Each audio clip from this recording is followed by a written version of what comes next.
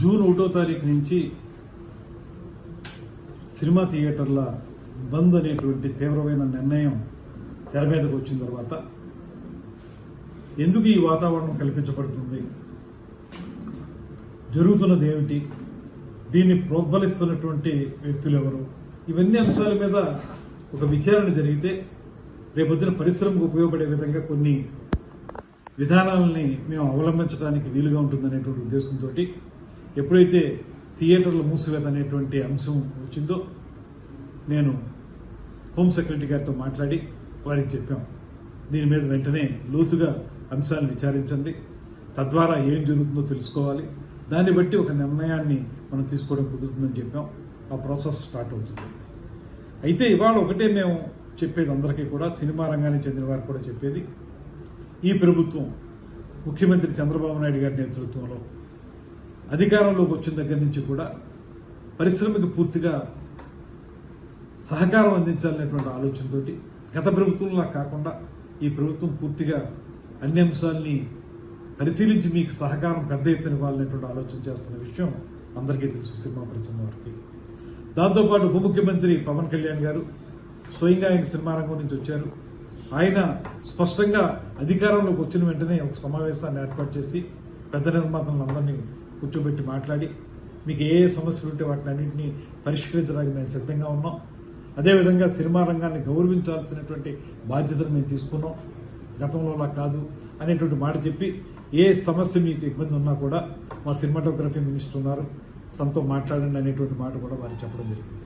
కేవలం అంతవరకు పరిమితం మాత్రమే కాకుండా ఎప్పుడైతే ఏ రకంగా సినిమా థియేటర్లకు సంబంధించినటువంటి ప్రైస్ హైక్ చేసుకోవాలనుకున్నారో వాళ్ళు, అది మాకు ఒక అప్లికేషన్ పెట్టడం, దాన్ని ప్రతి సినిమాకి కూడా ఏదో స్థాయిలో ఆ ప్రైస్ని హైక్ చేయటం, ఇవన్నీ జరుగుతూ వస్తూ ఉన్నాయి. ఏ నిర్మాత కూడా ఇబ్బంది పడినటువంటి పరిస్థితి. అదేవిధంగా సినిమా నిర్మాణం జరిగేటప్పుడు రాష్ట్రంలో ఎక్కడ ఏం జరుగుతున్నా కూడా వారికి ఏ అనుమతులు కావాల్సి వచ్చినప్పటికీ కూడా వెంటనే స్పందిస్తున్నాం. ఎక్కడైనా చిన్న చిన్న ఇబ్బందులు ఉంటే వారు చాలా సందర్భాల్లో నిర్మాతలందరూ కూడా నన్ను కాంటాక్ట్ చేస్తూ ఉంటారు. చేసిన వెంటనే వారికి అనుమతులు ఇచ్చే విషయంలో కానీ ఇతరత్ర అంశాల్లో కానీ వెంటనే స్పందించి వారికి ఆ రకమైనటువంటి సహకారాన్ని కూడా అందిస్తూ ఉన్నాం. ఇలాగ ఒక మంచి వాతావరణం నడుస్తున్నప్పుడు ఇప్పుడు సడన్గా థియేటర్ల మూసివేత అనేటువంటి అంశం తెర మీదకి రావడం అనేది ఎందుకు జరుగుతుంది? దీని వెనక ఏమైనా కారణాలు ఉన్నాయా?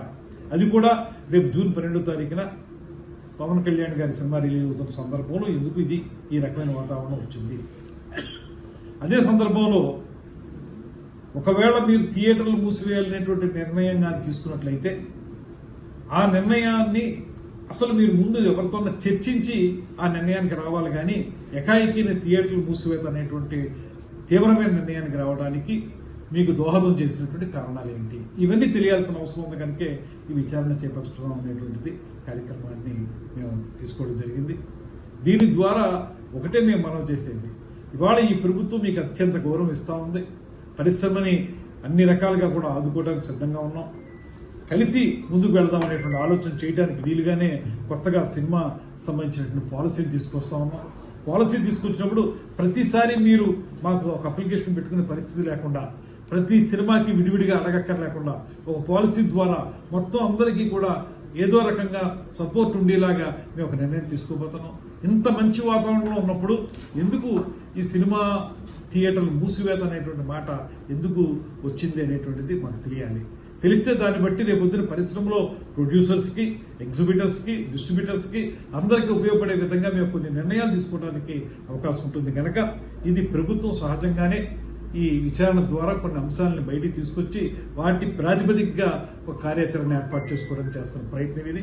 దాన్ని తప్పనిసరిగా ముందుకు తీసుకెళ్తాం.